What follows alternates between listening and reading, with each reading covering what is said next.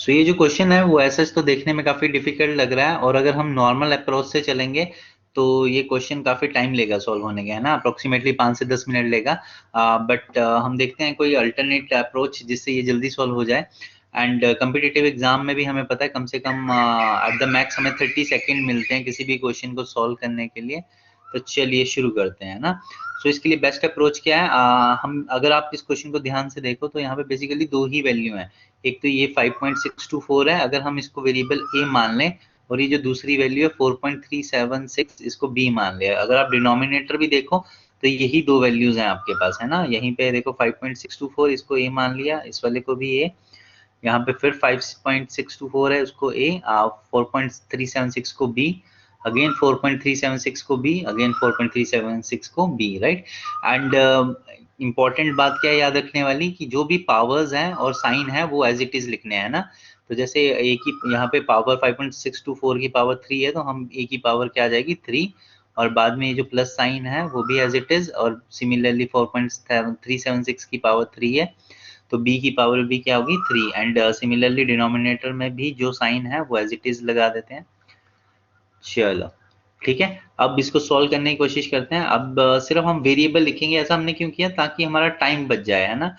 Otherwise नहीं तो हमें क्या करना पड़ेगा, बार बार डेसिमल वैल्यू अगर हम बार बार लिखेंगे तो हमारा क्या होगा, टाइम वेस्ट होगा। चलो न्यूमिनेटर में क्या आ गया, ए क्यूब प्लस बी क्यूब, और अगर हम डिनोमिनेटर देखें तो a मल्टीप्लाई बाय ए है, a मल्टीप्लाई बाय ए क्या होता है, ए स्क्वायर लिख सकते हैं, a minus a into b, so इसको लिख सकते हैं a b, plus b into b क्या आ गया, बी स्क्वायर आ गया, है ना।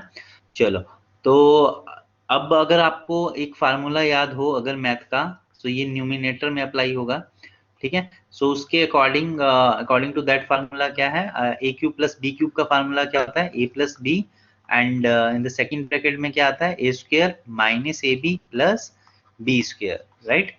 और डिनोमिनेटर तो एज इट इज लिख देते हैं, a square minus a b plus b square, okay. So अगर आप ध्यान से देखो तो ये वाली ब्रैकेट क्या हो रही है आपकी, कैंसिल आउट हो रही है ना, सेम है, बिकॉज ये ऊपर नीचे न्यूमिनेटर और डिनोमिनेटर में सेम है, सो ये विल कैंसिल आउट। सो हमारे पास क्या रह गया, ए प्लस बी ही रह गया, है ना।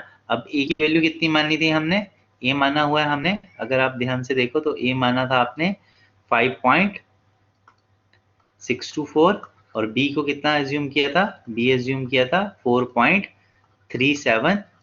चलो ऐड करके देखते हैं, 4 प्लस 6 कितना होता है 10, 1 carry, 2 plus 1 3, 3 plus 7 10, again 0, 1 carry, 6 plus 1 7, 7 plus 3 10, again 0, 1 carry, 5 plus 1 6, 6 plus 4 10।